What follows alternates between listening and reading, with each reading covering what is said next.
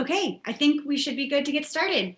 So again, I'm Christy Cahill. I'm the Executive Director of the Colorado Cancer Coalition, and I am happy to welcome you to our mini symposium. Normally we do a 2-day in-person event with lots of networking and lots of educational opportunities. And for this year, we decided to convert to the mini format, but I'm super excited about the panel that we have for you today, and super excited to continue the launch of our 5-year cancer plan for this year. Let me share my screen and go over just a few logistics, and then we'll get started.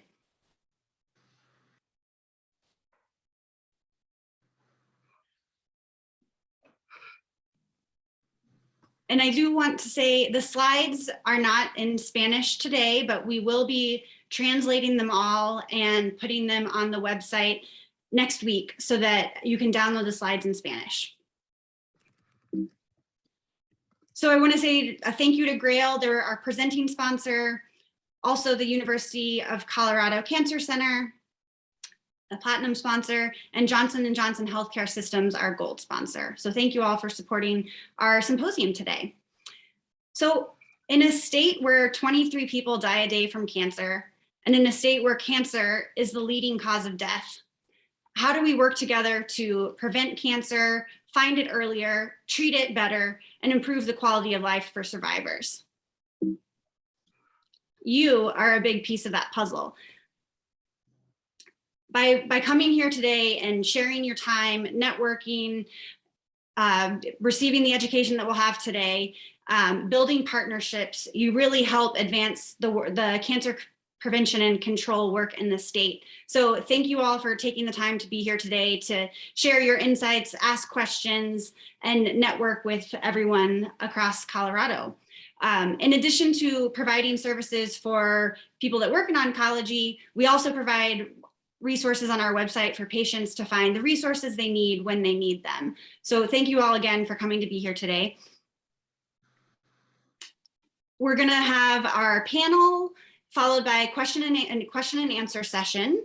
And then we will have a short break, and then I'll bring you back for our workshop where we will really dive into the entire cancer continuum, look at the cancer plan and how we can through a health equity lens and through looking at the social determinants of health, really start to implement the cancer plan all across Colorado. So I'm going to turn it over to GRAIL for some brief remarks, and then we will keep going. Thank you very much. Hello, everyone. My name is Wayne Lillestrom, and I'm honored to be here with you today, supporting the efforts of the Colorado Cancer Coalition. The Coalition's mission to build and support a broad network dedicated to improving the lives of those touched by cancer is so important. Collaboration and working together is essential in this fight. That's exactly what the Coalition seeks to do, to eliminate the cancer burden in Colorado by working in collaboration with you. At GRAIL, our mission is to detect cancer early when it can be cured. As this group knows well, the earlier that cancer is found, the higher the chance of successful treatment and survival. Yet too often, cancer goes undetected until it has progressed to an advanced stage. Using the most rigorous science, we at GRAIL are developing a multi-cancer, blood-based early detection test to change the trajectory of cancer mortality. We've been inspired by the opportunity to advance human health and inspired by the tremendous commitment of communities like this one to support all those fighting the battle against cancer, from the patient to the caregiver, to the healthcare provider, to the researcher. Eliminating the burden of cancer is going to take all of us, and that's why I am so thankful to be here today. I look forward to the program and the networking segment afterwards. I'll now turn it over to Andy Dwyer. Thank you, Wayne. A million thanks to GRAIL for all of the support. I think this symposium is one of the many things that GRAIL has supported through the coalition, as well as the university being a sponsor today. But I also would like to give a shout out to all the time and support that the health department, CDPHE, our American Cancer Society, and a number of organizations provide for overall support for the coalition. So thank you a ton, and awesome to have you here today, Wayne, as well. I'm going to give a bit of perspective, everyone. As the past chair of the coalition, We're here with great leadership today with Ali Bain as our chair, Anashea Gafi, who's our current co-chair right now, or vice chair. And just would like to make the plug that if you're interested in being involved with the coalition through the work groups that we're going to hear more about today, the task forces, as well as serving in a leadership role, the coalition is really a great place to really think about integration of your work in helping lead our state. So we'll go ahead and move to the next slide, where we're going to talk a little bit about our state cancer plan in action. So we're very excited. Most states have a state cancer plan. It's part of our work that really aligns with the CDC initiative. We have Dr. Richardson, who's going to be here today, who will be introducing, and she's going to be talking a little bit about the role of equity and then what's happening at the federal, state level, as well as our other panelists. But I just want to remind everyone that we have 25 years of experience in cancer planning in Colorado. So the 2021-2025 version is out. Woo! So we're excited because it's over 100 stakeholders who are involved. We've utilized a lot of the great data. The science is really integrated in terms of also thinking about the application and evidence-based strategies. And how do we really address what Christy talked about in terms of really addressing that Colorado, that cancer is actually the leading cause of death in Colorado, and how are we really thinking about making cancer a priority aligned with our state and national partners. So what I just want to say is ultimately the cancer plan is really our directive. It's what we're doing together. It's what we're trying to achieve together. And there's something for everyone. It's action oriented.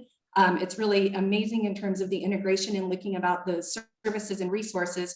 But I just want to remind everyone that it's also something to use within your grants, in your programming and work. And it's a great way to become aligned with the Cancer Coalition, Comp Cancer at CDPHE, many of us at the university, to think about those partnerships and how do we really integrate this great work.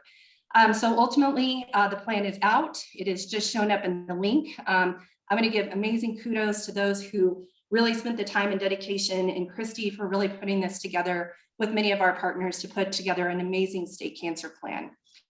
Christy, anything else you want to mention? We'll put in the chat here. Otherwise, we will continue to move on today to our next slide. Just one thought to, because I need to remind myself to slow down a little bit for Angela. Oh, so sorry about that. That is true. Yes, yes, yes. So I was trying to make sure that Lisa gets enough time to talk today. So, so we will just definitely make sure and slow it down, which is something I need, particularly after a couple of cups of coffee. Okay. So one of the things that we'd also really like to chat about, and I think this is one of the vehicles to moving forward, what we're going to be speaking about today and really addressing the issues in our state cancer plan, is really this construct of coalition and communities. Many of you know that the state, that our coalition has had a goal of really ensuring that we are not only metro and front range based, but how are we getting to our rural and frontier communities? Thinking about community in general and thinking about access and equity. And how are we really thinking about the approaches to ensure that we do, that we take our state cancer plan, many of our initiatives, and making sure that it's truly a statewide strategy. So many of you know that we have actually launched this in my hometown county, Eastern Colorado, because of the high incidence and prevalence of cancer. There's really a lot of interest and growing interest, I think, in rural communities about how to be connected to this work. And this is something that we're really going to be thinking about in terms of even the theme from today is about how do we increase equity, high quality care, and adherence to cancer screening and control strategies. So you can see that this aligns with our state cancer plan. We have, again, piloted this in Cheyenne County, but I think as we continue on with our steering committee, our planning in terms of our strategic plan to execute the state cancer plan, as well as the activities of the coalition, this is one of the areas I think we really might be focusing moving ahead. So as you can see, the Sun Bus, many of our partners were very much integrated into this work. And I'm really excited that the coalition and many of our partners have really gotten behind this idea of how do we really define community and getting out into those areas that really need the services and access the most, and thinking about that in a very dedicated way.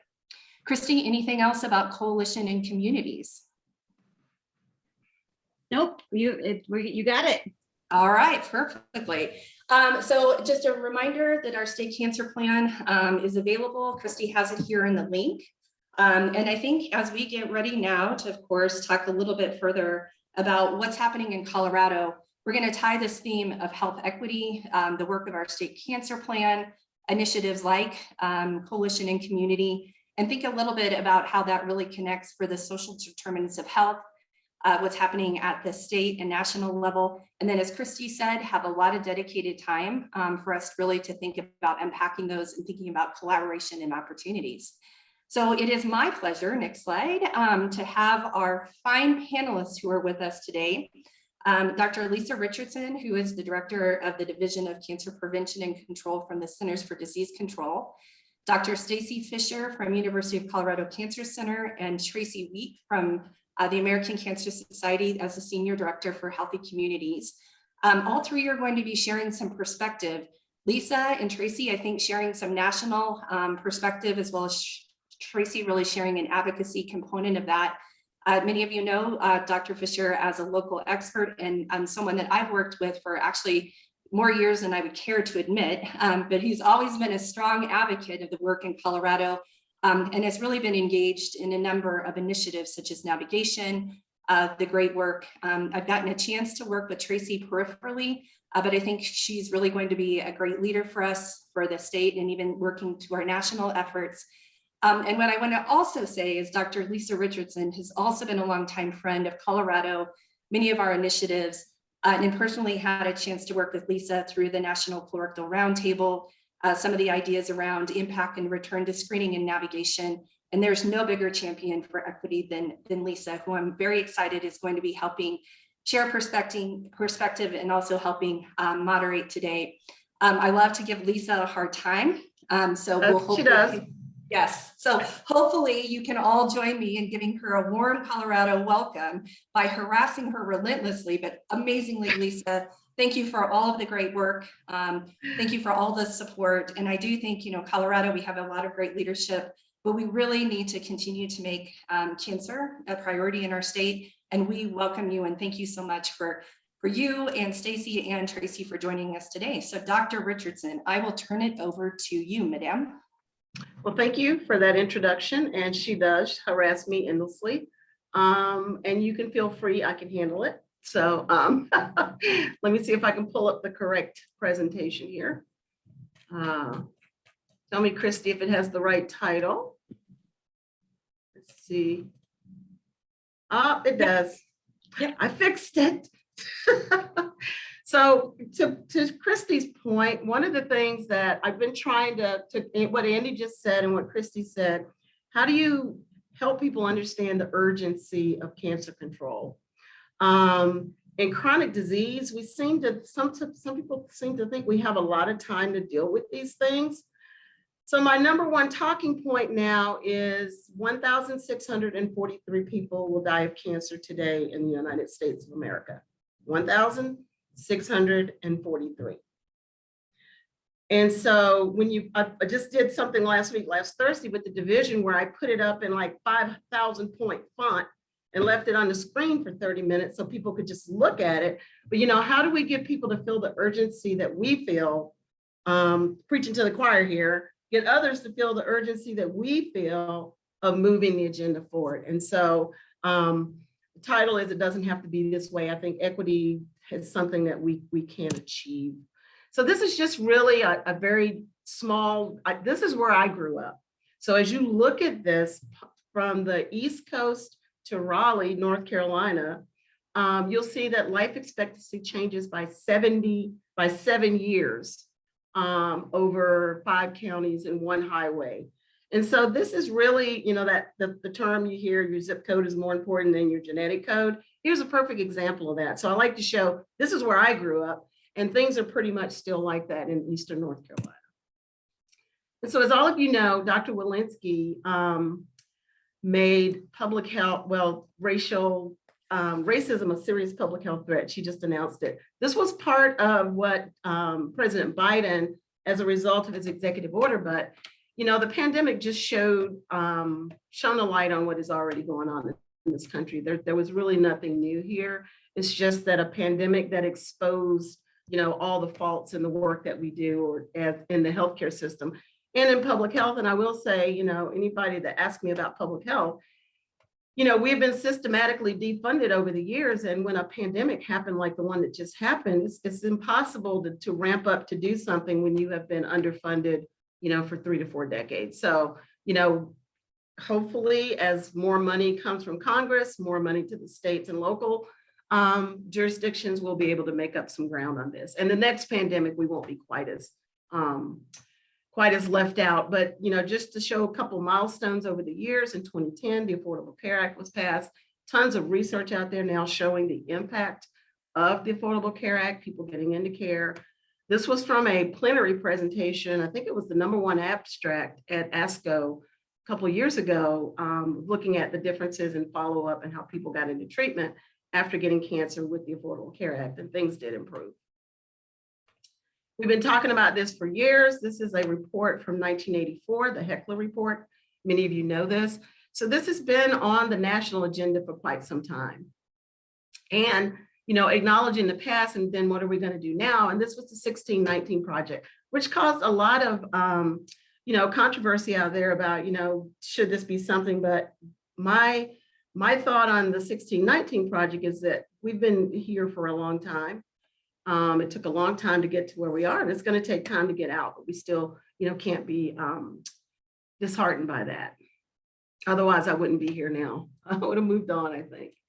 So what are the risk factors that cause cancer? The social determinants of health.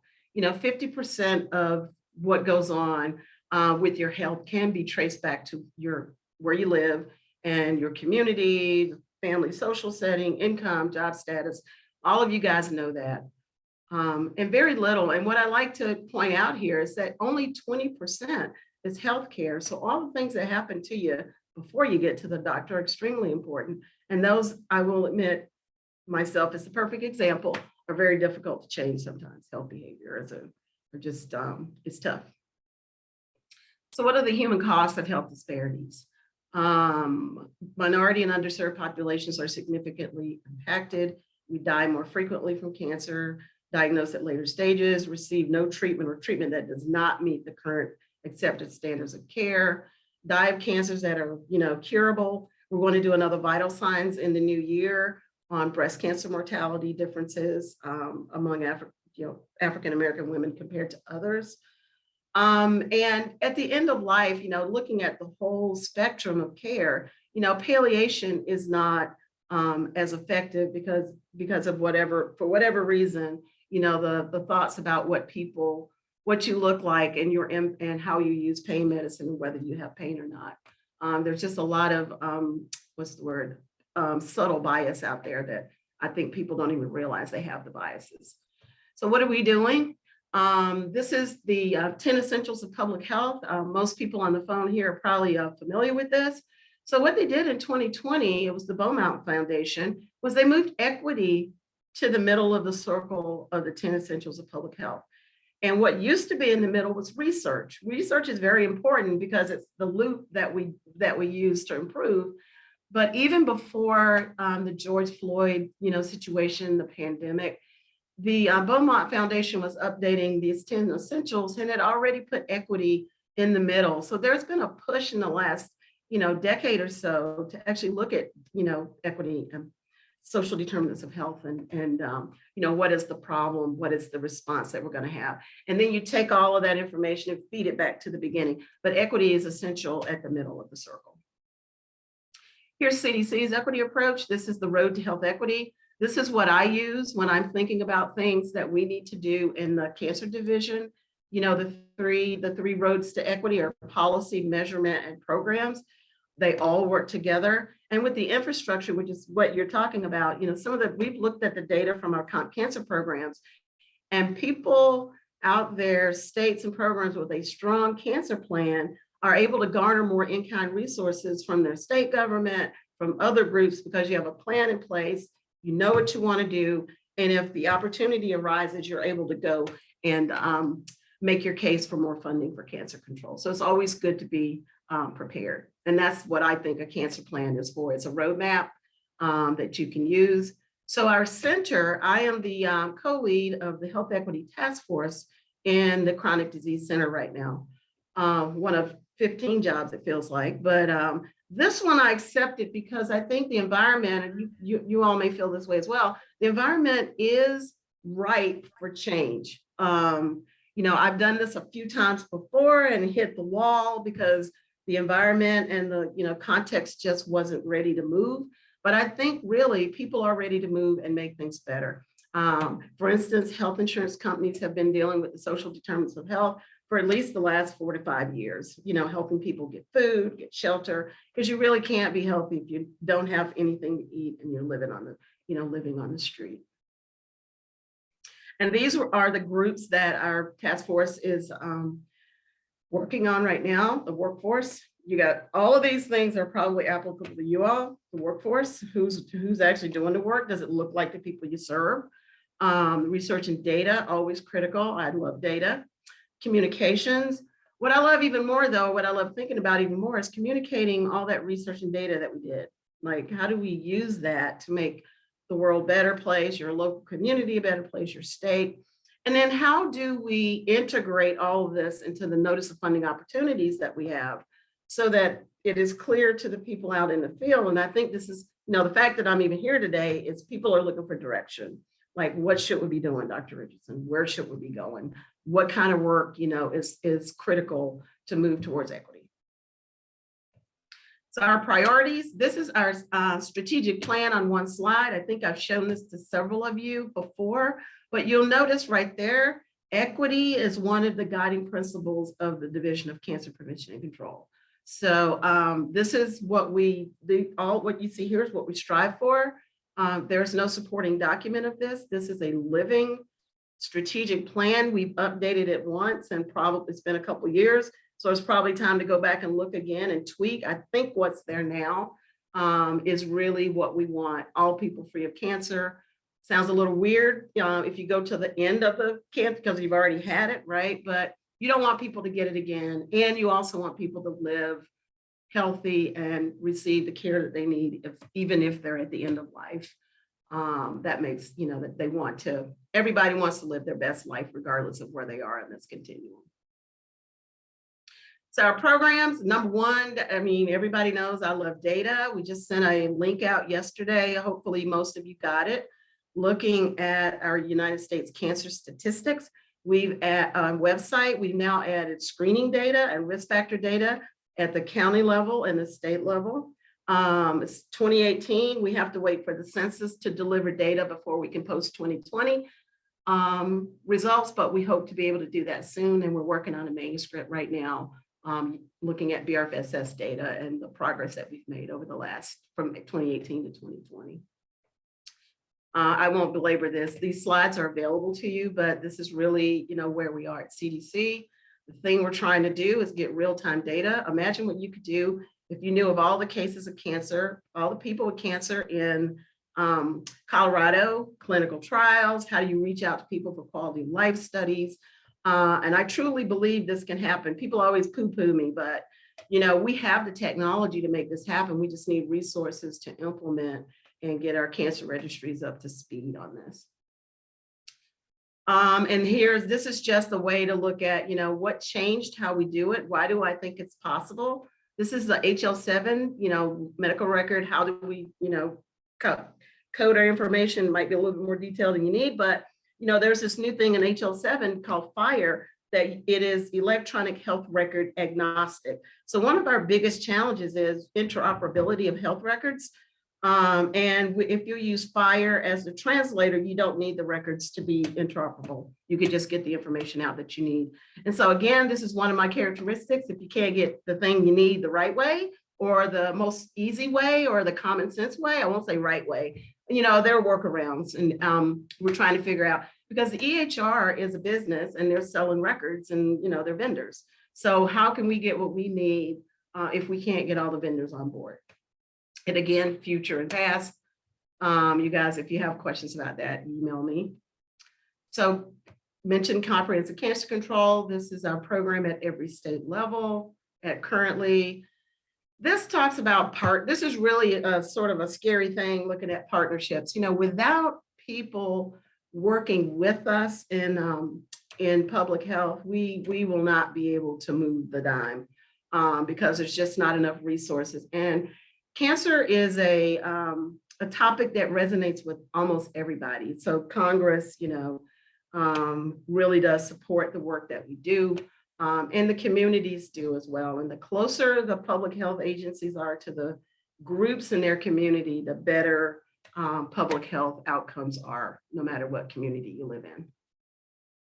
And again, partnerships are critical. These are people that you know, people that you work with. But and currently we're looking to make new relationships with insurers, because those people who pay for care, health systems, even if you don't have insurance, health systems have a lot of influence. So trying to pick up new partners where we're missing sort of the expertise. Most people here know what the breast and cervical cancer early detection program is. 30 years, we just celebrated in October, had a great celebration. So what have we done since 1991? I started working at CDC in 1997, and I started with the breast and cervical cancer early detection program. And you'll see here that we, served 5.7 million women. And I truly believe that almost all of these women would not have been served had we not been in business. The Colorectal Cancer Control Program is the other program that I'll spend a little bit more time on this one. But this is really where we moved away from the one screening test at a time to more of a health systems change model. Can we get into a clinic? Can we help people change how business is done? And not just, if you do that, the impact is on the whole clinic, not just the people that we have paid for the screening test. And down here, again, using the data to improve programs. When you look at when we rewrote the NOFO that started last year, the funding opportunity last year, we used data and everything that you see here to sort of modify what we were doing. So here's the 5-year reach, 831 clinics, 1.3 million people.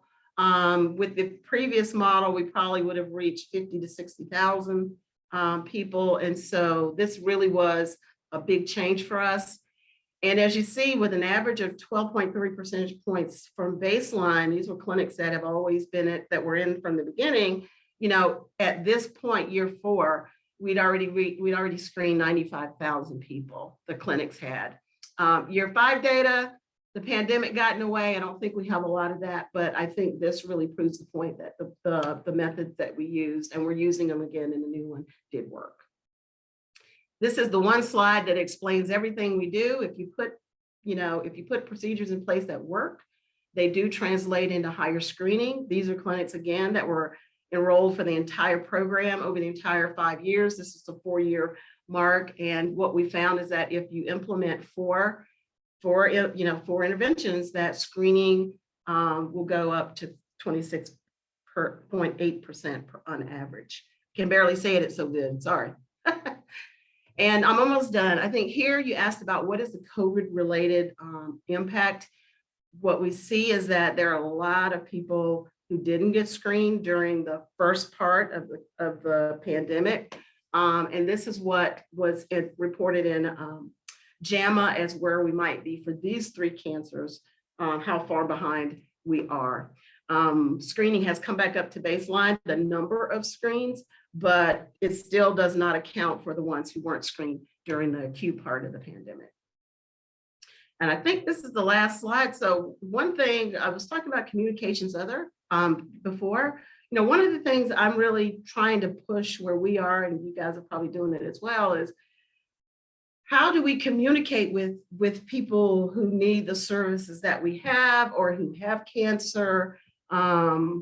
So this is really, these are simulated humans. You can find them on our website. Nathan Bennett is the newest one. He talks to men about prostate cancer screening and what their options are after they've been diagnosed with prostate cancer. So this is a different way of talking to patients about this. We've got, some of these are associated with CMEs, doctors and nurses and others can get CMEs and nursing hours if they do, if they go to Medscape and do the course. And that's all I got. Thank you. So Lisa, thank you a million. I know Stacy's going to be bringing up her slides for the next presentation. Lisa, there's one question in the chat right now from Dr. Jamie Stutz, who, no surprise, is asking a question about lung cancer, given all the great work in Kentucky, and that we are now using his expertise here in Colorado, which we're super excited. So Jamie was asking, while Stacy's loading those slides, what is the path toward a lung cancer prevention and early detection program? You talked about breast, cervical, colorectal. Where are we with lung? A very little known fact, I tell it to everyone across the spectrum when I come out. The way CDC is funded, we're funded by funding lines and appropriations lines. So we currently don't have an appropriation for lung cancer. And that's the biggest limitation. Now, having said that, we do work with our smoking and health colleagues on the work that they do. We've done analyses looking at risk factors for smoking, you know, how many people have been screened and not screened. I mean, we can do that under the, you know, overarching, you know, there are ways to get it done. Okay. So, but it is because there's no appropriation at CDC. And unlike the National Cancer Institute, we're not allowed to move money around from line to line to fill the need. If we feel that there was a need in lung cancer, we're not allowed to do that. So that's the biggest reason. Okay, well, good. It's funding. Funding. We can definitely unpack more of this at the close of the show today too, but thank you for moving there. And then I just want to, as we're turning this over to Stacy, Becky Seelig from the State Health Department is our clump cancer guru. She has been adding great information about what we provide here in the state, how the State Health Department and this interaction with CDC and those materials. So I just want to tell everyone, as you're digging in this information, great stats, great detail, a million thanks. I know Lisa's going to be moderating some of our questions later and turning it back to Stacy. Thank you so much. And thank you so much, Dr. Richardson, for that presentation. I have become more and more involved in the Cancer Center and have been really privileged to work with a lot of great people. So a lot of what I'm going to be presenting today is work that others have shared with me, that I've sort of stole from others in sharing with you today. And that is really giving you an overview of what it looks like from our academic cancer center trying to reach out to our catchment area. And our catchment area is really the whole state of Colorado. And so the hats I wear there, I'm part of cancer control and prevention. That's my home. I also work with the catchment steering committee, and I'm the disparities champion for our strategic planning. And what that means is that I'm thinking about some of these questions like related to the social determinants of health a lot. It keeps me up at night. It's sort of something that permeates so much of my research and work. And so I'm very excited to be here thinking about this with you all today. Okay, I accidentally forwarded the screen like 7 times while we were waiting, and now I can't figure out how to do it. Okay. So some of what we're going to talk about is looking at some of our statewide cancer data. And I think Dr. Richardson did such a wonderful job of highlighting how important that data is to how we think about what we're going to be doing as a state and as a community. I'm going to share in a little more depth some of the research that we have going on at the Cancer Center that's specifically looking at some of these social determinants of health, talking a little bit about our Cancer Center strategic plan and how we are trying as a cancer center to align with the state cancer plan, because it is very exciting work. And so the slides that I want to share with you next are some of our statewide data, and that is really coming from the Office of Community Outreach and Engagement. It's headed by Dr. Evelyn Borrayo, who's our Associate Director, and they've collected data using statewide registry data from the Public Health Department to understand what cancer disparities look like in our state, because I think national data is important, and then looking at our own state is vital. And so this is a busy slide, but I want to just kind of take you through. Let's start with the map on the left.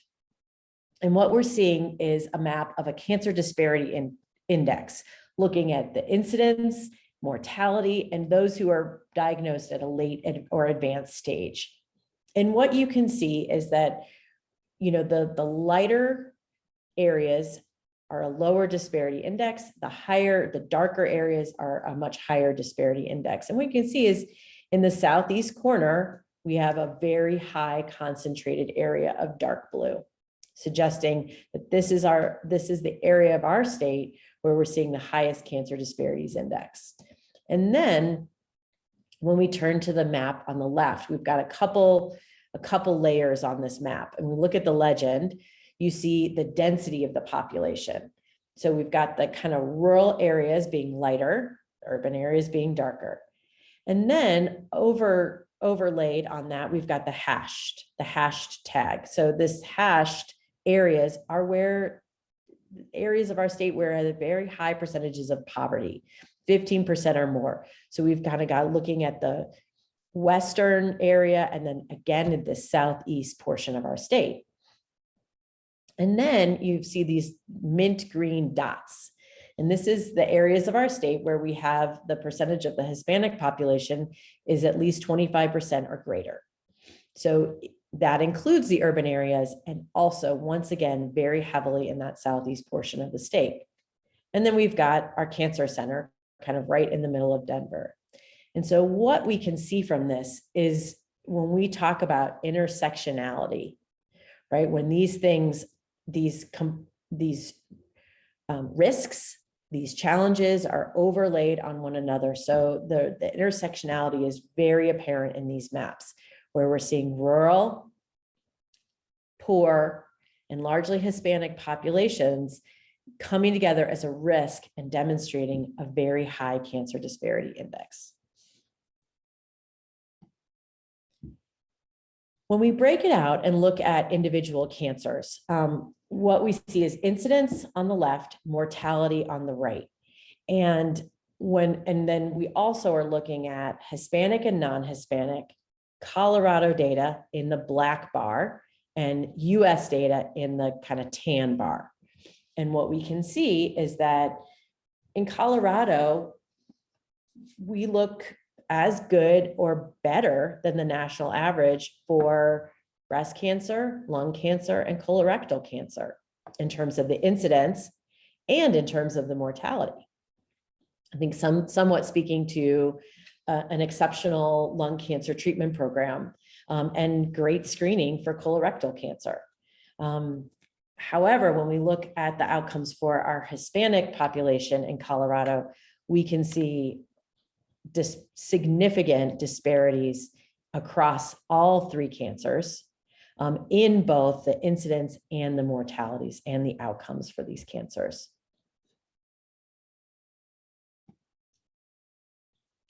So I'd like to turn and share some of the work that's been going on at the Cancer Center and across the state. And so this first study was a large PCORI funded trial led by Dr. Borrayo, who is our AD for Community Office of Engagement. And she conducted basically a stepped mental health intervention for patients who were newly diagnosed with lung and head and neck cancer. And this research took place across the state at a number of not only urban academic cancer centers, but also at other community oncology centers. And what she looked at was based on the level of distress, patients were randomized to receive higher or lower amounts of mental health support. And what you can see is when you look at the results in anxiety, coping, and depression, those that were in the intervention group had better outcomes. So that's the blue line. So anxiety was lower, coping was higher, and depression was lower. So fantastic results across the patient groups. I think I also want to point out that all of the patients enrolled in this trial were from a lower socioeconomic background. So they had to have some qualification of poverty, low education, low socioeconomic status to qualify for this study. And right now she's taken this work and further translated it to another statewide NCI R01 funded study looking at both navigating for to help patients get into treatment earlier, navigate early treatment, as well as mental health support for the patient population. And again, it's lung and head and neck cancer. So the next study I want to highlight is looking at specifically the rural-urban disparities in lung cancer care. And this study is being conducted by our deputy director, Dr. Kathy Bradley, and one of our CPC and population health scientists, Dr. Marcelo Perelian. And they combined data sets, and they are very looking at both cancer registry data and then other secondary claims databases to look at how the patterns of lung cancer treatment prescribing differ by urban and rural areas. And what they found was that patients who were treated at large NCI designated cancer centers were more likely to receive higher cost, newer agents, which have been shown, and we saw in that previous slide how lung cancer mortality is so much better in Colorado. That's driven a lot by some of these new high cost agents. And so those that are being cared for in non-urban areas, rural areas, and other smaller cancer centers are less likely to receive those drugs and may be realizing poorer outcomes as a result. And then this is obviously, that's the area closest to my heart, which is the palliative care. And that's where I live as a clinical practice and in my own research work. And our clinical team is, our clinical and research team is great. Everyone is very highly focused in some of the research going on, not only at a state level, but also at a national level. And a couple of things I want to highlight here. Dr. Jean Kuttner has led the Palliative Care Research Cooperative for a number of years. It's funded by a U2C grant from the National Institute of Nursing Research. And we are one of 3 coordinating centers across the country, meaning that we are involved in a number of high quality, multi-site national trials of palliative care interventions and observational studies related to outcomes for patients to improve things like quality of life, pain and symptom management, and healthcare utilization at the end of life. Dr. Sarguni Singh is one of our mentored members of the Cancer Center, and she is conducting research related to transitions of care, specifically looking at outcomes for patients who are admitted to the hospital and then go to a subacute rehab facility. Dr. Hilary Lum and Dr. Elizabeth Kessler are doing some really important work looking at stakeholders in community rural-based practices across the state, looking at how they are caring for older adults with cancer. And my own work, as Andy kindly mentioned in the introduction, focuses on navigators and looking at navigation to improve palliative care outcomes specifically for Hispanics. So when we look at palliative care and palliative care growth over these years, the research activity, the advocacy across our state, and our clinical enterprise have significantly grown from 2008, where we see we've got about 30 practicing palliative care clinicians in Colorado. That number has almost doubled. And now in 2020, and looking at the patients served, you can see that growth is really translated into exponential patients being able to serve. And then again, looking at this map on the right, we've got palliative care involvement across the entire state. In most counties, there's some degree of palliative care. Often that's delivered by hospices that are also practicing in these rural areas. I'm going to pause you for just 1 second. Do you have a mic or some other sort of sound setting? We're getting a little bit of feedback occasionally. Oh, I'm so sorry.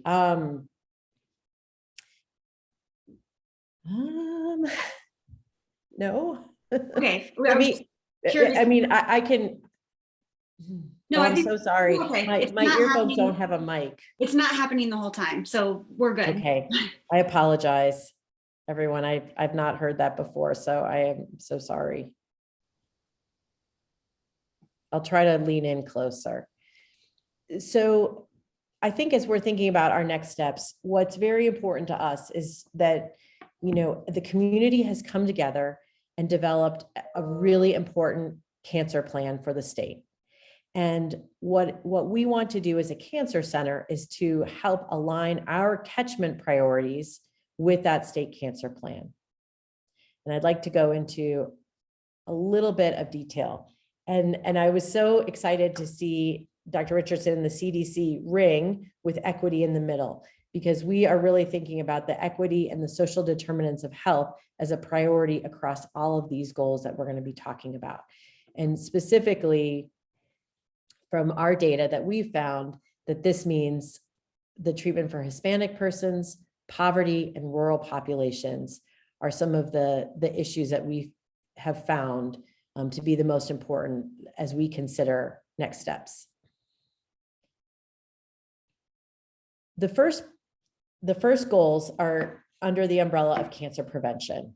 So decreasing tobacco use among youth and adults, increasing prevalence of healthy behaviors, increased uptake of clinical interventions to help prevent cancer, decreased environmental exposures that lead to cancer, and increased high-quality cancer screening and early detection rates. And I shared some of the pictures of some of the things that are going on to trigger me to remember of all the wonderful things that we're involved with. Some of that comes at a policy level, like advocating for the tobacco tax legislation. At the community level, we've got a tobacco catchment pilot in Aurora going on. Thinking about the healthy behaviors. So the Sun Smart Bus, it's not the first time that's come up onto the screen today. Screening for that, looking at tattoo parlors as a source of community-based interventions for some of this work. Also looking at really important HPV vaccination work. There are a number of large studies going on at the Cancer Center related to increasing HPV vaccination rates, home radon kits, radon testing kits being passed out at the community level, and of course, all the important navigation work, the colorectal screening program, and technical support for our navigators is another really important piece of getting increased screening and early detection and early into treatment.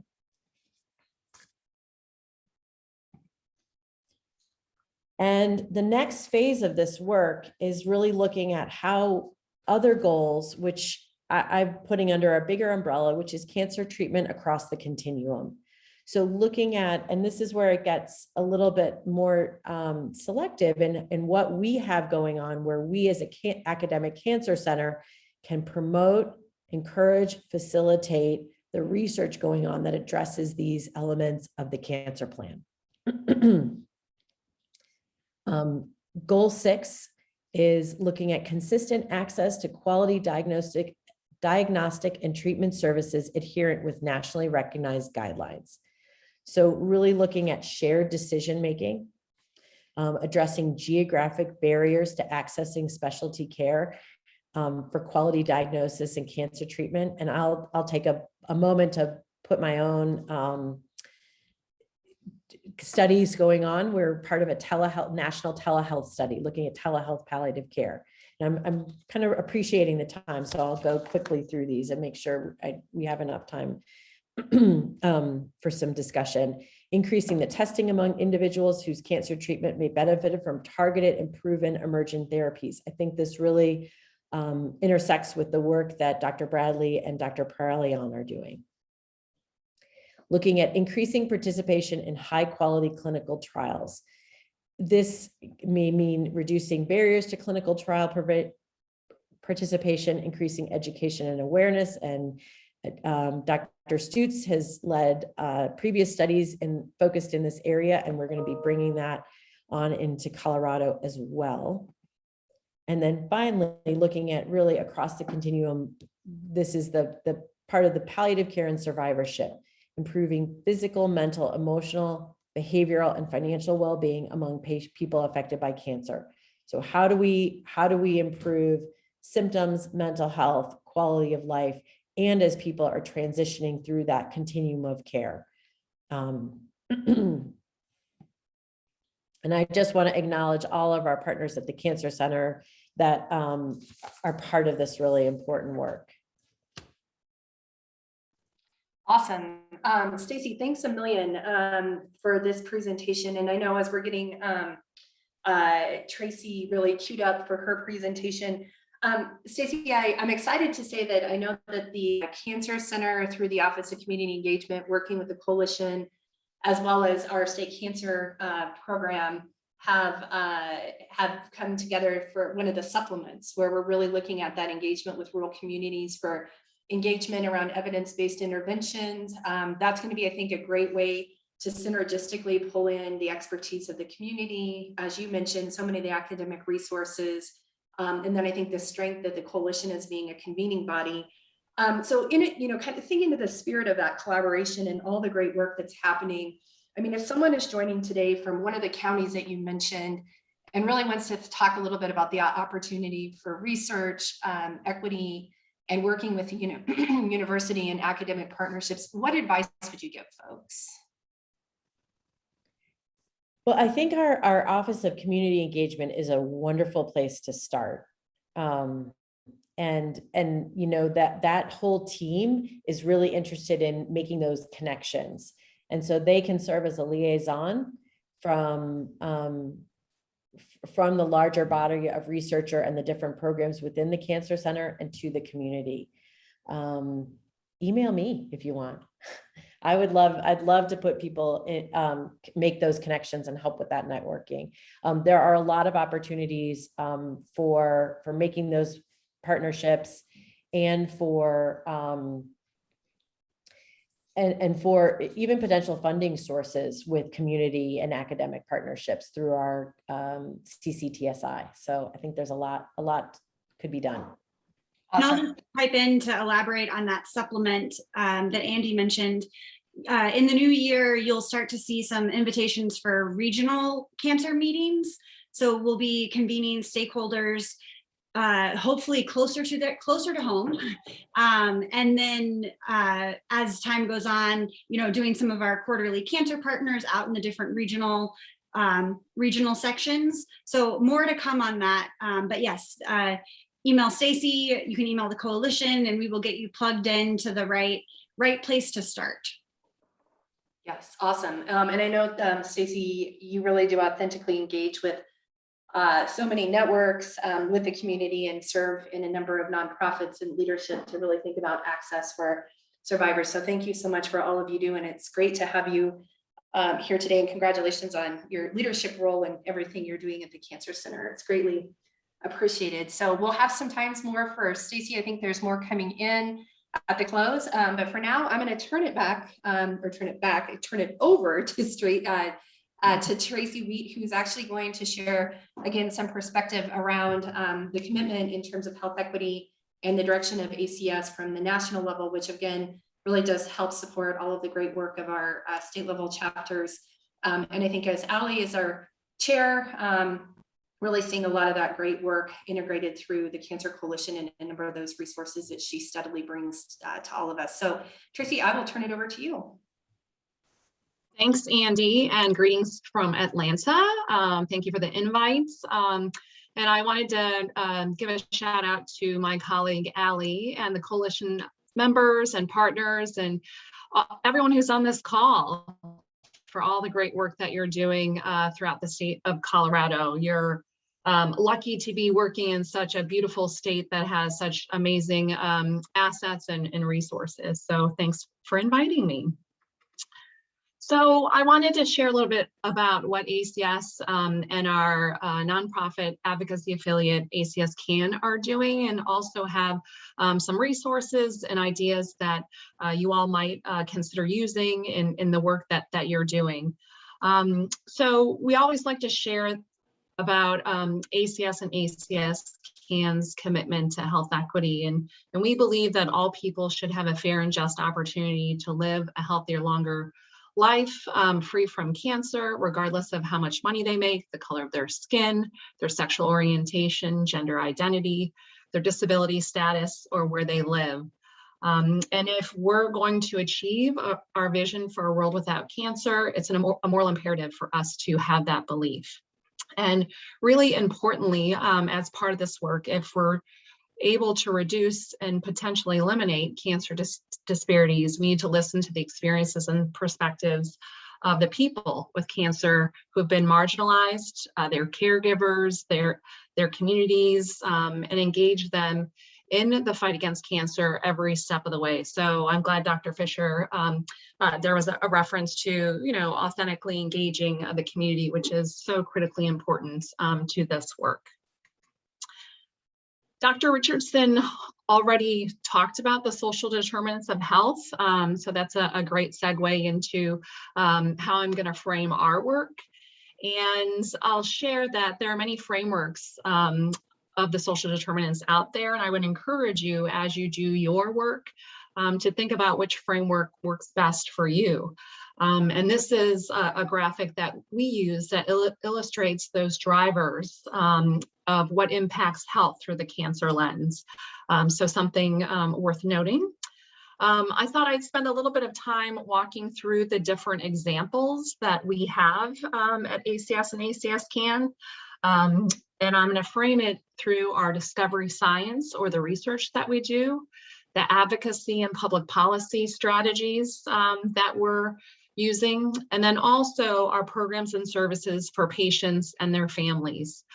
So if you look at on the far left, that is where the topical areas of the social determinants of health are, and these are just some examples. So everything from when it comes to transportation, really advocating for Medicaid waivers for non-emergency transportation. We offer a Road to Recovery program where volunteers can drive people who have cancer to their appointments. We offer transportation grants to health systems around the country to help support their needs and allowing their patients to access their care. Everything from housing, focusing on financial worry associated with housing costs. This speaks to kind of the issues that Dr. Richardson was referring to, some of those basic needs that are important.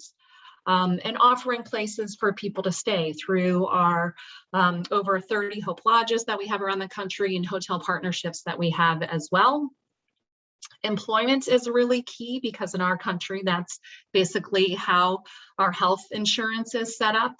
And I will note that as a nonpartisan organization, we work with elected officials all over the country with all different political affiliations. And I think a really good example of this is the work that we've done in reference to affordable and adequate healthcare coverage. We worked with President Bush, and then we worked with President Obama too, two important administrations who are looking at this.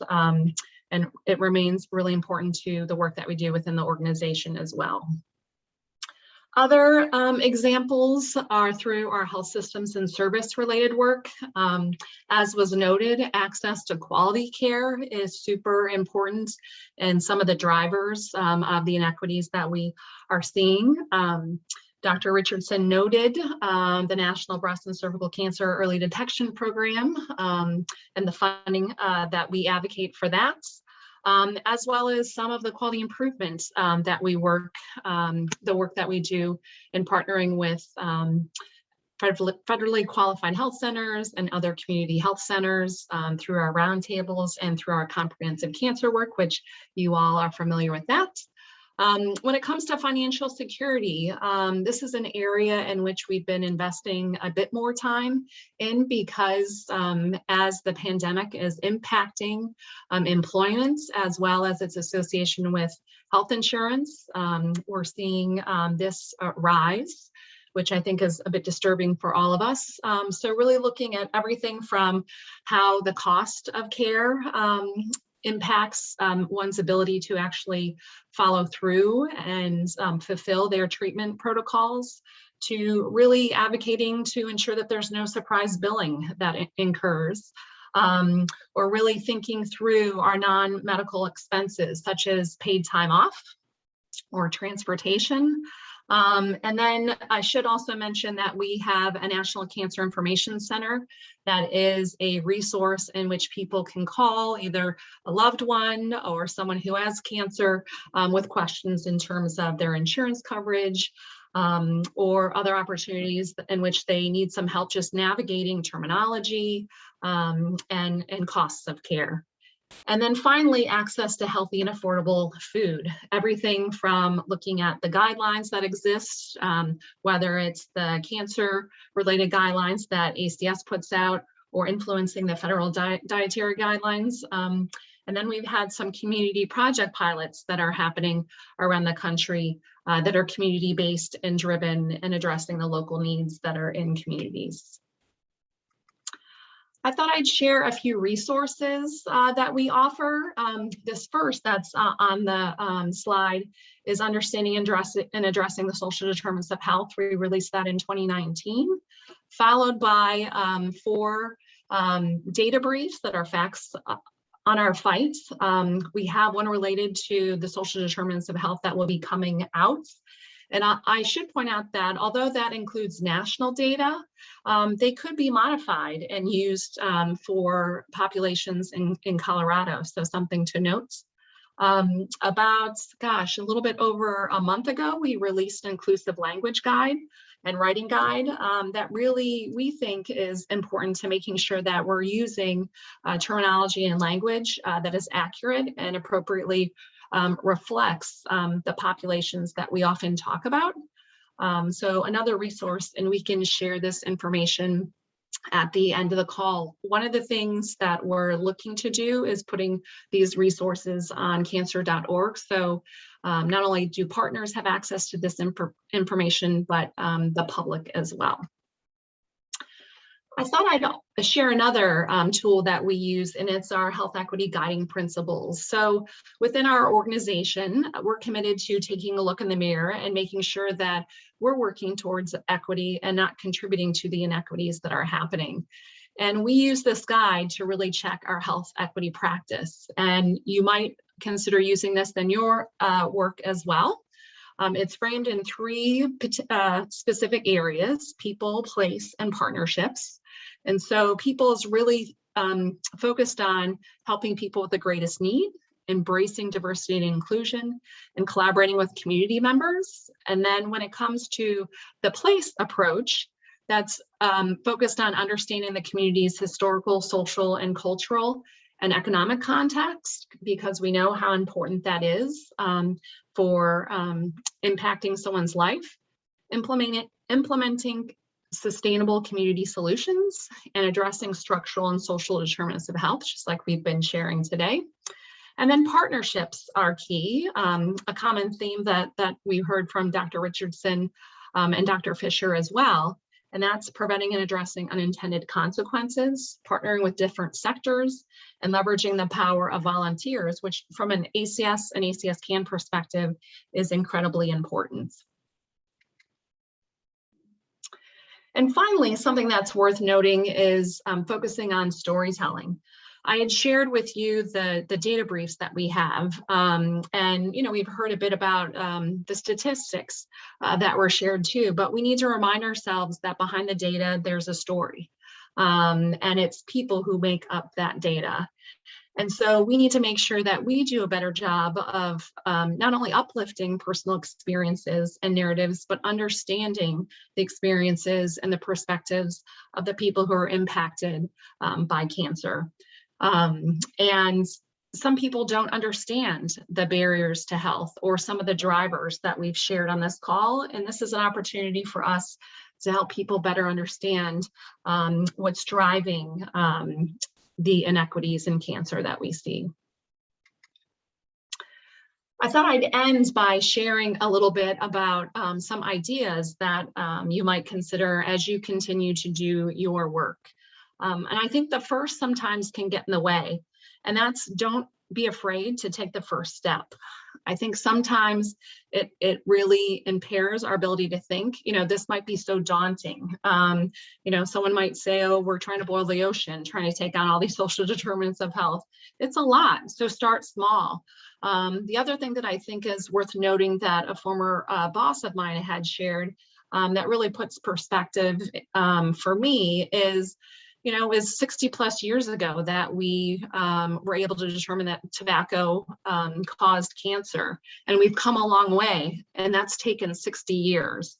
And it's going to take us some time to really better understand and have the data to document and help us see kind of what works. But it shouldn't impede our ability to start. Secondly is to know your local data. And it was great seeing in the chat some of the questions in terms of how do we access that data? How do we stratify that data, which is really exciting. And then just reinforcing that with augmenting that data with experiences from your community members and patients. Next is to really think about building those authentic relationships. Relationship building takes time. And I think we need to be mindful of not just showing up to places and expecting people to ride on our priorities, but how can we show up and help elevate their priorities as well. Also thinking about engaging new partners. Something that I love that Dr. Fischer brought up is partnering with tattoo businesses in reference to sun cancer, really thinking about that, or skin cancer, which I had not heard of. So thank you for sharing that. But also thinking about transportation. Often, and I've heard this from some of our colleagues within ACS, we might be the only health organization at a transportation meeting. So how can we show up at other meetings and bring the cancer or health perspective to the table?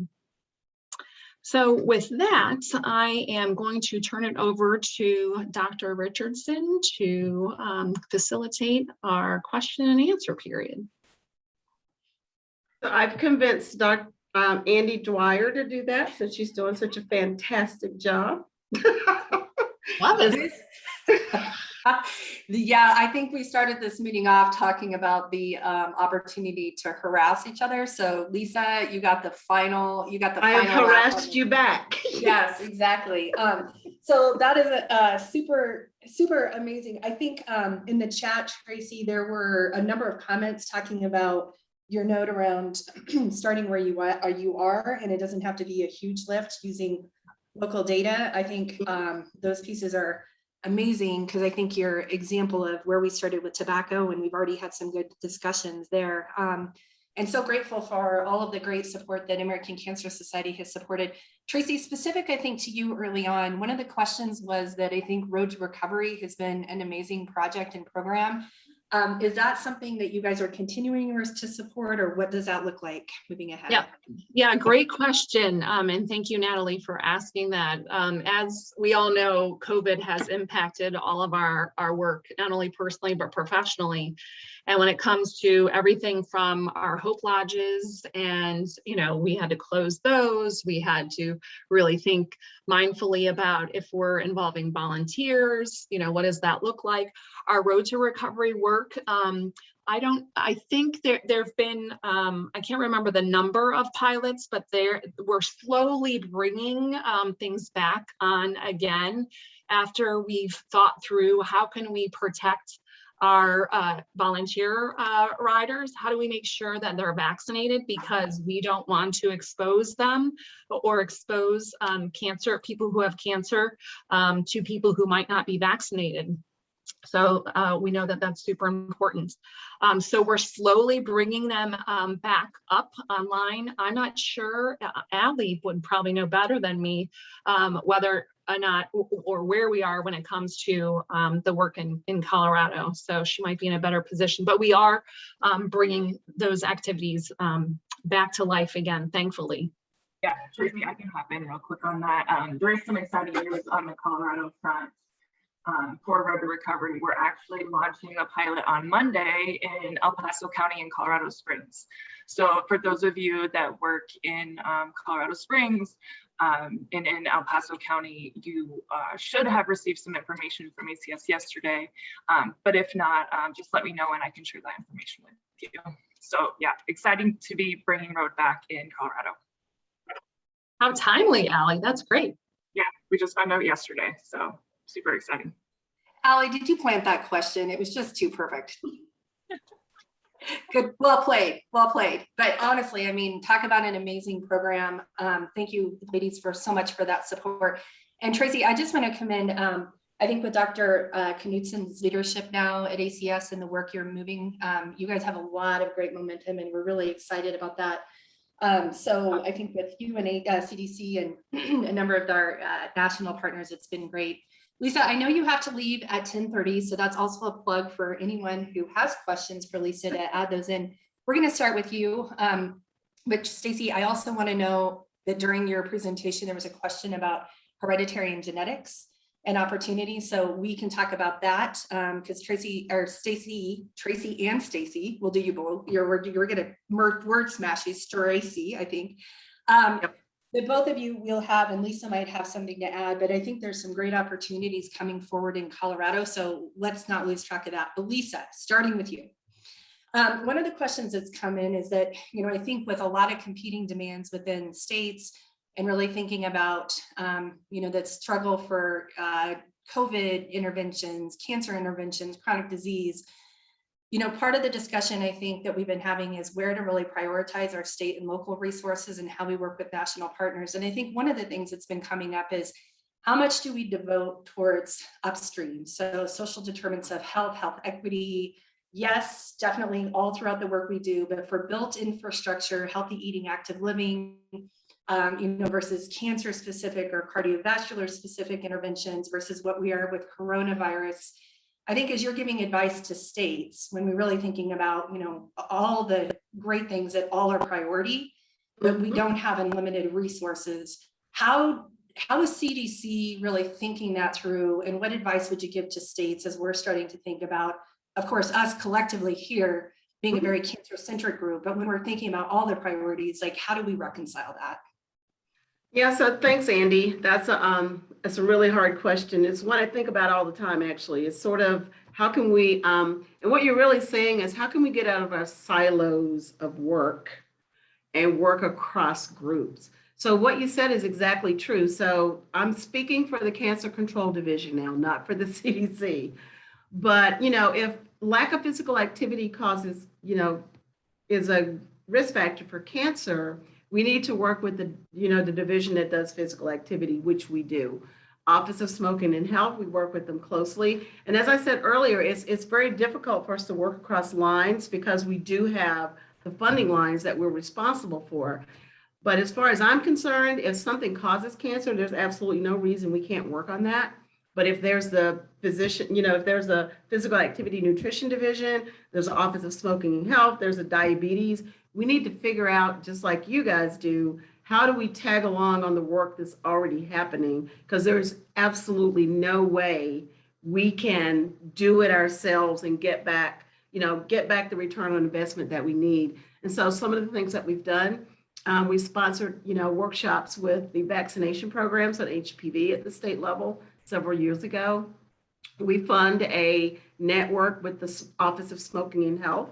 It's called Networking to Save, if you want to look that up. It's networking #2 save that we co-fund 50-50 with them, with organizations that deal with, I think, 8. You know, I need to know this number. I'm going to look this up the next time I talk, but I think there's 8 organizations: behavioral health, LGBTQ, Native American, African American.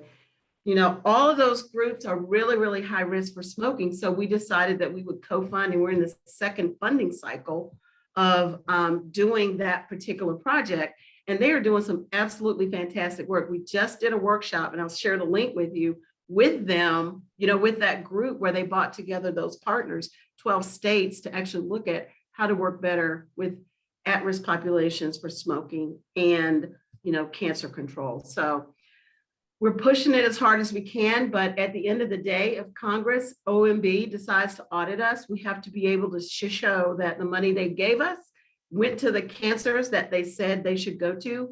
But, you know, smoking causes what, 13 cancers, physical activity, 15 cancers. So, you know, I, Lisa, can almost justify anything that we need to do to work across areas, because smoking and physical activity, it does impact quite a few of the cancers that we are funded to take care of. But that's the answer, Andy.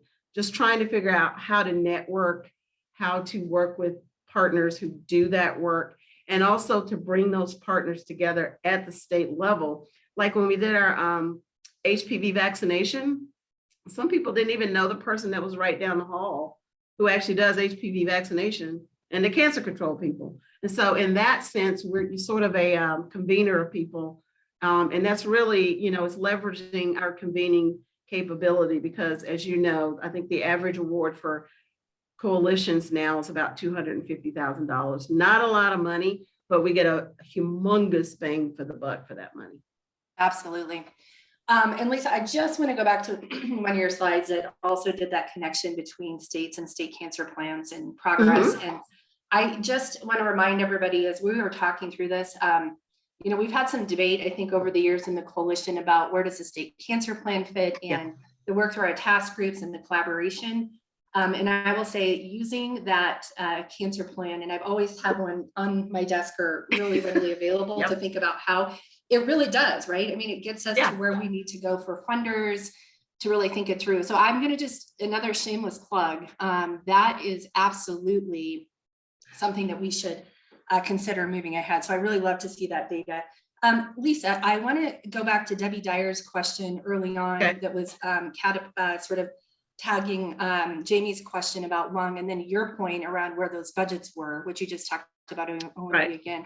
And I think Debbie's question was probably partly a what advice and then what advocacy, like what do we need to do to make sure lung shows up? Because to your point, it's still very much a congressionally driven type of approach. So you have breast, you have colorectal, and it might not come anytime soon that we're looking at an integrated pot. Right. So what do we do for lung? And Debbie, please chime in if there's anything that you want to expound upon that I might have missed earlier. Yeah, so I'll start, and then Debbie, you can take over. So it really is about how we're funded. Now, you know, there are some pushes out there for a comprehensive sort of integrated, you know, screening type program. We're not averse to that. But it will be hard to do, because as everybody on the phone knows, there are cancer specific advocates who are very passionate about the cancer they advocate for. And I think that has really been one of the limitations of getting more funding. The fact that we put congressional district information in our tool that you can look at data was not an accident. I will own that decision. I asked our people to put that in there so that you all would have the information at the level of where you need to go talk to those people about what you need, right? County is not going to get it because congressional districts go across all kinds of counties and all of that. So that's why that information is in the data tool, is you can say, okay, the congressional district 3 in Colorado, looking at XYZ cancer, we got some issues here, right? And so that's why that was put in there the way it was put in there. Got a lot of pushback from people here at CDC, but you know, I think to Andy's point and to you guys, one of our roles at the national level is to provide you with the tools that you need to go get what you need, right? And I truly believe that. And so if you go to our website, you'll see that, you know, we tricked it out about 3 years ago, and we doubled the amount of people coming to our website. It was just, you know, it was a black hole. I just own it myself. And so we improved how you find information, what's there, how you guys can go there and get what you need. The big, hairy, audacious goal is that we're going to create a resource hub where all things cancer control can be found, and you don't have to look all over the web. It'll be like Amazon. That's my dream, is that we'll have a cancer control hub that looks like Amazon, okay? And so, and we have, like I said earlier, everything we need to do, we have the technology to do it. We just need the will. And I will say we do actually a little bit of money for that. But, you know, we pay people to do jobs here at CDC. And so we need to get them doing the jobs that will help you guys push your agendas forward. Anything else you want, Andy, on that? Since I'm torturing you. You know, I love the torture. I'm going to now pass the torture to Debbie, Debbie Dyer. Debbie, does that help? Does that help answer the question or any follow-ups for Dr. Richardson? Well, that was incredibly helpful, and thank you all for your presentations. I'm a radiologist, and I'm involved at the national level with a number of initiatives, including the National Lung Cancer Roundtable by ACS and the American College of Radiology. The irony is that lung cancer is the #1 cancer killer, Yes. and we do have a fabulous screening tool, and yet, the uptake has been incredibly low. We have a real opportunity with recent changes in the U.S. Preventive Services Task Force recommendations, dropping the age of initiating screening at 50 and 20 pack years of cigarettes. So I've learned a lot today, and I absolutely want to do whatever I can to I guess I didn't realize it actually took an act of Congress to get the CDC to, come on board with this. I know that probably everyone on an individual level is completely on board, but I think we've got some more thinking to do to engage more of our legislators then and broaden our scope. So I will say, Debbie, thanks for mentioning the lowering of the age and the pack years. That actually was a health equity move because African Americans get lung cancer with fewer pack years and at younger ages.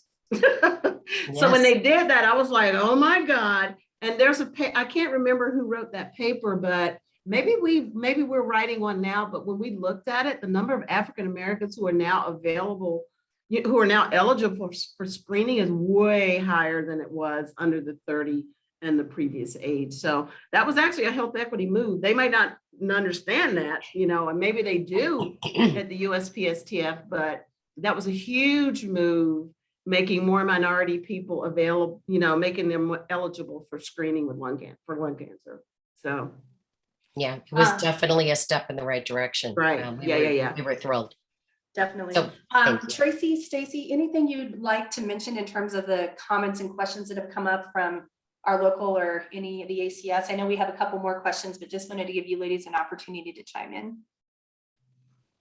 Well, I'd like to mention something that's recently just been really above on my radar screen. We had our Catchment Steering Committee meeting yesterday and had some wonderful researchers from University of Washington and our own cancer center presenting about genetic risk of colon cancer and looking at prediction risk models. And one of the limitations was the lack of diversity in our biobank. So this kind of gets at that question about genetic markers. If our biobank isn't representative of our population, it's going to be really hard to do some of that work where we identify new genetic markers that put people at risk. And so I think as I'm thinking about it, and as I'm thinking about how we increase disparities research on our own campus, it's getting biobank diversity. So one thing I'd like to mention to this group and be interested in what you think, Stacy and others, is that, these multi-gene panels now have really changed the game out in the community. Before it would be, referred for Lynch syndrome testing. How many people are testing for other syndromes that cause colon cancer? So just a thought, but we're here trying to figure out how to direct our people that do the genomics work. It's broader than BRCA1 and 2. It's broader than Lynch syndrome. There are multiple genes that cause all of these cancers. And how are we in public health going to catch up with that? Because it's real-time data reporting. That's how we catch up. Anyway, sorry. Go ahead, Tracy. Oh, no, you're totally right. Especially as science evolves, we have to get ahead of the game. Yep. One thing that I was going to mention, there was a question about identifying priorities, and something that comes to mind that I think is super important, especially working in communities and with communities, is where's their momentum? Where's their political will Are there groups that are, forming together? And does it make sense for you to be involved? The other thing that I think is important too is, in some of the work that we've done, I think we need to determine, when do we lead and when do we follow? When is another organization best suited to, take the helm and we'll take a back seat, but a supportive seat. So really thinking about kind of what's happening and what's needed, what gaps might exist. And again, where's that momentum? Whether it's politically, financially, passionately, really thinking about the momentum. It makes me think, Lisa, of how you open up many of your talks. I'm here from the government and I'm here to help. Yeah, I'm from the government and I'm here to help. Yes, yes, exactly. But I think that's so, once again, more fodder for harassing Lisa. But I do think that's a really good point, Tracy. I think that goes for the university. I think that goes for so many of us, particularly as we, with specific communities geographically as well. What does help mean and what does that look like? And doing something, in terms of being authentic. Lisa? Yeah, my last comment is, we always, so here's one question, Dr. Dyer, we always get, why aren't you making everybody do lung cancer screening?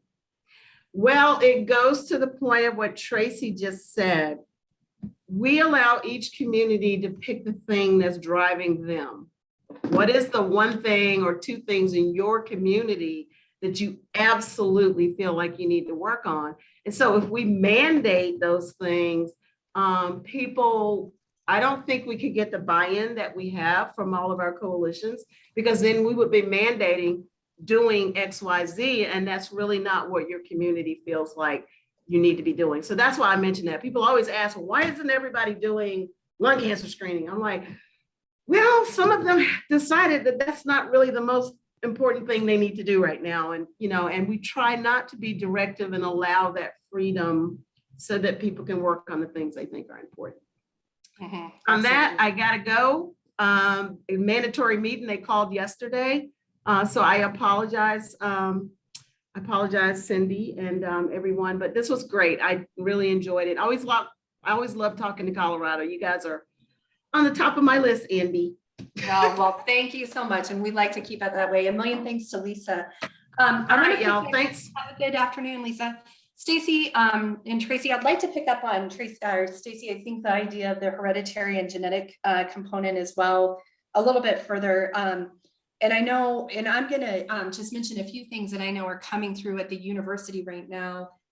Stacy mentioned the Colorado Cancer Screening Program. Part of the work that is awarded in this next 2 years are working with our safety net clinic partners for capacity building around genetic and hereditary cancer work. And one of the partnerships we have actually developed is with Ambry Genetics, where they will be providing for our clinic systems and program partners genetic counseling testing through the Ambry resources chatbot virtual.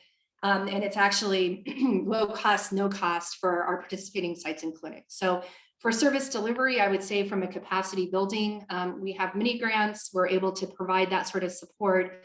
And then with Dr. Betsy Rissendahl's leadership through the Cancer Prevention and Control Research Network, which is a flagship program through CDC and NCI, there will be an RFA coming out to help support capacity building and evidence-based interventions and development for community partners, hospital systems. So I think those are two very pragmatic opportunities for folks to really think about how they're being engaged and involved in that work. I know genetic counseling resources and those have been really actually in strong supply and are actually strong need, and the supply has sometimes been limited. I think there's some policy regulations that cause issues, which I do know right now that there's some discussion around the Medicare bill as well as Cures 2.0 and some interest in talking a little bit about that legislation covering stronger coverage of genetic and hereditary work. But Stacy and Tracy, in terms of the university and in terms of what ACS is doing around these areas, is there anything more you'd like to share about that? In terms of genetic and hereditary support and resources?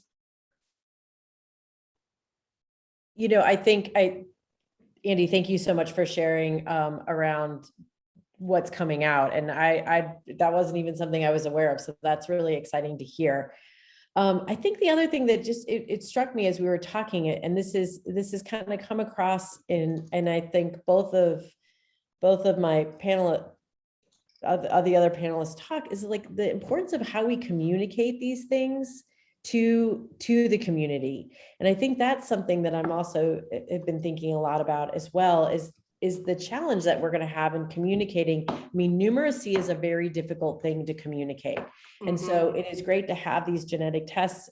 How do we communicate about them to people to understand risk, to understand benefit, to understand burden of some of these things in a way, and at a time when science and communication around science has really been challenged. And I think our standing in the world is not what it was. It's a sobering fact, Stacy. I think it's a really, and how do people use information, the mistrust, the stigma? There's a lot. What do you think, Tracy? No, I totally agree. I know it's something that especially our research colleagues have been being mindful of, is as there's more companies that are out there doing genetic testing, also thinking about biomarkers and the implications that they play too. So that's something that we've been monitoring. I don't think we're in a leadership position to be out front and center yet, but I think those are the things that we've been watching and trying to figure out kind of what our role is. But Dr. Fischer, you're making me think too, just about communications and the concerns that people had in reference to the vaccine and mRNA, and it's tied to DNA, and now we're going to do genetic testing. So just being mindful that there's a comfort level and a knowledge level that people have to be, comfortable with. And it can be confusing for people who aren't in the genetic world. So how do we communicate that? I think excellent point. Definitely. I'm going to make a couple plugs for events today, but I'm actually going to hold this, actually pass the baton of harassing people to Allie, so she can actually facilitate some additional, some questions and some themes that are coming up. But we have been talking a lot about lung today. A reminder that our lung cancer task force are hosting a symposium today, this afternoon, that will be commencing, and then part 2 will be next week. And so want to make sure that you guys have information. There's a lot of themes that I think are going to be really very relevant in talking about how do we provide people the capacity to even take steps in terms of the movement and their work, and how do we progress this, which I think great fodder for today. Again, this hasn't quite come out on the books yet, but we will be hosting a session on November 11th, talking a little bit about funding and support the coalitions received to look at how do we really reduce out-of-pocket costs for stool-based testing and the need for follow-up, which we know, particularly with the pandemic, so many people that have put off tests or maybe even had positive stool-based tests that never followed up. We know that cost prohibitive nature around follow-up colonoscopy can be a really big issue. This is something that we have support and resources to move ahead, working with some of our strong legislature in terms of cancer caucus. So more information on that to come on the 11th. But I think those are some opportunities, in addition to all the things we talked about today, that really fit nicely in terms of equity access and where we're going. So Allie, I'm going to turn it over to you for the last 10 minutes, I think, 8 to 10 minutes, as we round out the session before we go to our breakout, I believe. And I think kind of to wrap up this conversation and get us moving into the direction of our breakouts. So during our breakouts, we're really going to focus on the cancer continuum and what working in this health equity, social determinants of health space looks like for Allie, your sound is a little far away. Is that better? Yes. Okay, sorry. So I was just saying that as we move into our breakouts, we're going to be focusing on the whole cancer continuum and what health equity and social determinants of health look like around these topics. And Tracy, to your point during your presentation of kind of the overwhelm and where do I start and what do these authentic relationships look like? I would be interested for both of you to kind of share your perspective on that and any advice you have when we're dealing with something like boiling the ocean or eating an elephant, what your thoughts are to kind of help support us as we get started with thinking about these things. Sure, great questions. I think every organization is trying to think this through. And I think one of the things that we have to be conscientious about is, what do we bring to the table? And where is there, again, momentum and interest? So, and one of the things that I like about the visual for the social determinants kind of circle that I shared is, that way you can have some conversations around topics and what makes sense for your organization to address. One area that I'll mention that's been interesting is the food insecurity space. I think, we all know that during COVID with people, losing their jobs, food insecurity has become an even bigger problem than it was before. There's also some great work that's been happening in health systems in terms of, food access, in terms of meal programs and setting people up for when they're discharged. Is that something that could be of interest? Again, it's that question of, there might be food organizations at the table, but not really thinking about cancer. And what is it that we can do from a cancer perspective?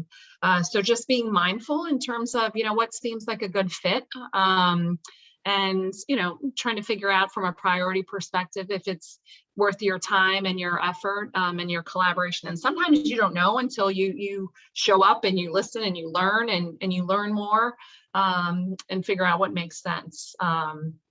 But it's hard work. And I think the other thing, and I think Lisa reinforce this is, start small, because I think sometimes it can be daunting.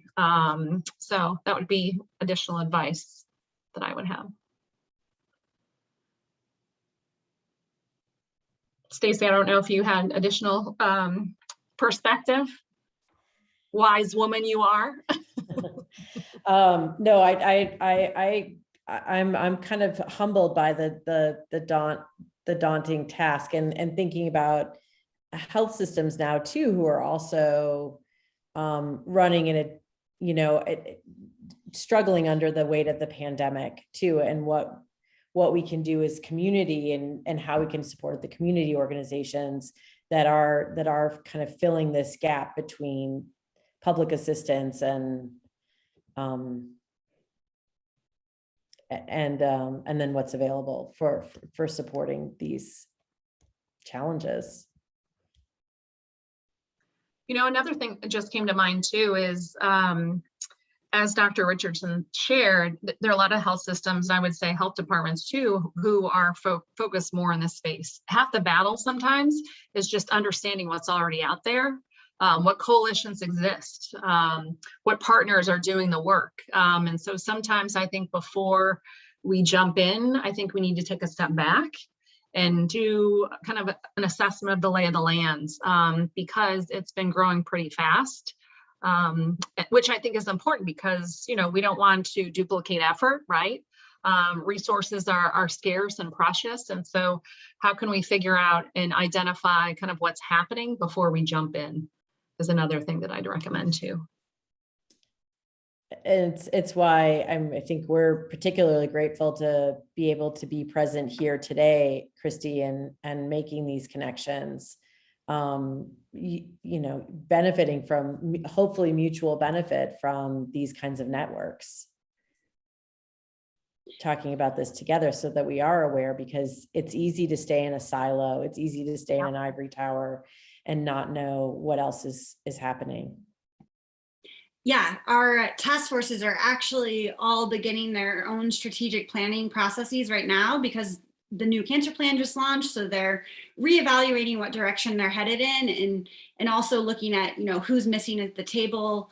And so now is a great time to get involved in a task force that you're interested in. And our workshop portion is actually going to be a great segue to that, to talk about what partners are needed at the table to really do this work well, as well as a few other questions. So Allie, did you have anything else you wanted to add here for this part? I don't think so. Tracy or Stacy, do you guys have any kind of closing comments as we wrap up this session?